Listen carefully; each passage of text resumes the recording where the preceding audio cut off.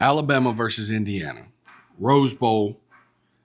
Two different sides of the coin here. You got a team that was coming off dynasty-esque numbers with Nick Saban and somewhat of a rebuild that has had two college football playoffs. I don't really know when a rebuild has two college football playoff appearances with Kalen DeBoer. Number one, Indiana. Doesn't even sound right to say it. Heisman winner in Indiana. Doesn't sound right to say it. Favored against Alabama. Doesn't sound right to say it. I'm not sold on Indiana.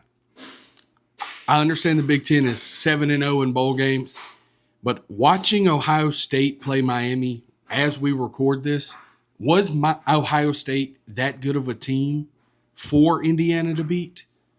I'm just not sold on it because what I'm seeing from them, if they struggle to defeat them in the conference championship, I understand the type of ball that Alabama can play, and I don't like Alabama. I'm a Georgia fan. I've seen them come to the hedges, snap a 3 to 4 year home winning streak, and move on like it was nothing. Well, 6. Yeah, Clark let me know that it was a 6-year streak. I have to go Alabama in this game. They got down 17. They fought back. Their demeanor's there. I think Ty Simpson is cocky, but I guess you can be cocky when you come back from down 17. I'm not sold on them. If you said it was Texas Tech, Alabama, I'd probably take Texas Tech. If you say Oregon, Alabama, I think it's a lot closer game. If Indiana out-executes Alabama, they may blow them out. It's the biggest what-if in the world. But if they play any type of irregular ball, if they turn it over, Alabama will capitalize on that. That is what they are built on, thoroughbred football, hard-hitting Southern football. If they make any mistakes, they don't win this game. They will probably have to play a perfect game to defeat Alabama. And I'm willing to eat my words if they don't. I have Alabama by 1 touchdown. Clark, you're a huge Alabama fan. I'm actually going to pass it over to you here, and I would love to know what you think about this. Well, I understand not exactly being sold on Alabama. From the 31-17 beating against Florida State, where Florida State rushed for 320 yards on us and made us look very bad. One guy that ultimately went on to be a second-team All-American, Bray Hubbard, getting not 1 but 2 plays where he was caught loafing. Seeing people on the sideline that were smiling, cutting up as we were losing that game, as the clock was winding down. And that starts our season. Well, we end up going on a run. Yep. And the win at Georgia, win at home against at the time, undefeated Vandy team. Yeah. That turned out to be the best defensive outing against Vandy that year, was on Alabama's side. Yeah. The next week, going to Missouri, finding a way to win. I think a fourth and 8 catch from Lazier Brooks to get it down inside the red zone, made it a 10-point game that ultimately Missouri wasn't able to overcome. Yep. Handling Tennessee 37-20, thanks in large part to Xavier Brown's first pick 6 of the year. Going into LSU, finding a way to just lock them down on the defensive side of the ball. That was LSU's first game after Brian Kelly. Yeah. And him getting let go. They responded pretty well from an athletic and toughness standpoint, but they just didn't have the camaraderie to get it done. They didn't have the fortitude, I guess you could say. Mm-hmm. Even after bringing in the backup quarterback, the juice just wasn't really there on the offensive side. Then we roll into Oklahoma, where we nearly double them up in yardage, double them up in first downs, 10 more minutes of time of possession, but we lost the turnover battle 3-0. And Oklahoma's 2 longest drives were both field goals, and the only touchdown they scored on offense came off of a Ryan Williams fumble on a punt return. Yeah. And outside of that, the pick 6 was the only touchdown that Oklahoma had.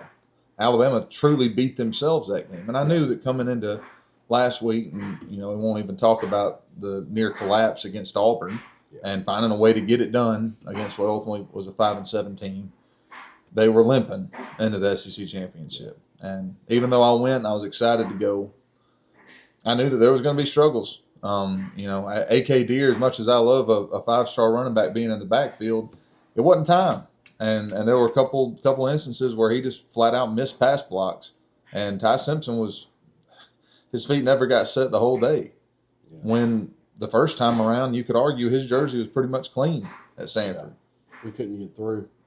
And so, it shows Georgia's growth, yes, but I think it also showed in part a little bit of decline on the side of injury standpoint. And Alabama, what a season does to you. Absolutely. I mean, you could argue Alabama had the toughest 4 or 5 week gauntlet of anybody in the country. Pretty rough schedule there. Well, they're, I think, at number 6 in strength of schedule, whereas Indiana's, I think, 45 or 46 themselves. Yeah. And like you respectively, pointed out the Mendoza stat about 33 touchdowns come against Kennesaw State, Indiana State. Well, he has 33 touchdowns total, but 27 of those came from 27 from lesser competition. 6 of those and 5 picks come from your Ohio State game, your Penn State game, and games of Well, so it tells me that his mistakes are coming against better competition. That makes a lot of sense. Yeah. But at the same time, he's also showed a lot of resiliency. That the game against Penn State, going down to, I think it was 24-20. And now you got to march the length of the field. You get sacked on the opening play, and in a minute and change, you're able to piece together a drive that Omar Cooper finishes off in the back of the end zone by about 2 toes, and you move it along. Finding a way to win, similar to how Alabama did. Alabama just had a couple bumps in the road that Indiana didn't have to face. Their games that could have been a kick to them were games like Illinois, where they come out and they win 63-10, something of that nature. Illinois was ranked top 15 at that time. They were. Top 20. And they buried them the first week of October. How the hell did Illinois beat Tennessee? Continue. Sorry. Understood. I get that question. Yeah. But Indiana, I think they showed the most character, and obviously in their game against Ohio State. But at the same time, games like Iowa, that Penn State game I referenced, they found a way to get it done. Yeah. And you can't even say they had to find a way against Oregon. They relatively dominated that game. Mm-hmm. Even with Mendoza throwing a pick 6, that means Oregon scored 13 points on the offensive side of the ball at home against Indiana. Yeah. And at that point, it was not, okay, Indiana's for real. Yeah. We thought that it might have just been a one-year wonder. They showed that game that they were going to be here for a while. Yeah. And Cignetti's done an outstanding job through his first 2 years of bringing in the right guys in the transfer portal and making a cohesive team in the midst of all of it. I know, you're seeing a lot of teams, Florida State probably being the prime example of one where the NIL can really work. And it can be a feast, but they can also be famine. And you can find yourself losing your job just a couple years removed from going undefeated in the regular season. Yeah. And, we're going to keep seeing examples of that. Yeah. Which in part makes it kind of understandable why the Lane Kiffin situation took place and the drama that surrounded it this year. Yeah. But that being said, I look at Kalen DeBoer's record in these big-time matchups against top 10 teams. Mm-hmm. His team showed a lot of moxie this past game against Oklahoma. Yeah. Getting down 17-0, finding a way to go on a 34-7 run to close it out, and doing it in all 3 facets of the game. Your kicker starting to hit all of his kicks, which was not something the first time around even against Oklahoma, let alone most of the rest of the year. But things are starting to click now. Yes. You got to wonder, Jan Miller being 12 days removed even more from that injury that he suffered against Auburn. Yeah.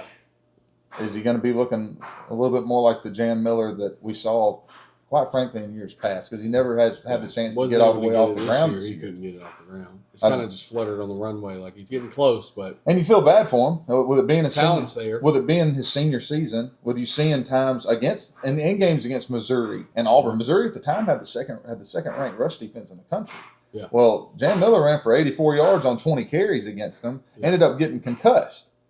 Thankfully, it wasn't out too long, but it just seemed like there were knick-knack injuries the entire way, even after the dislocated collarbone to start the year. Do we see a more improved version of him in this game? Do we see Ryan Williams come along and actually do something? Actually do something. He's leading the country with 10 drops this year. And there's been a couple games he didn't even play.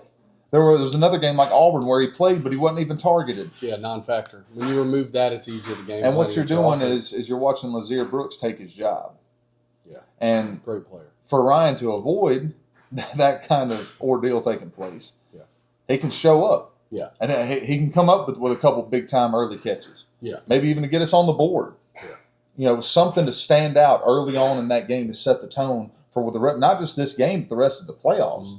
Because whether people think Alabama is legitimate this year or not, the standard at Alabama is to win a national championship. Yeah. It's not to get to the quarterfinals. It doesn't matter if it's Kalen DeBoer's second year or not.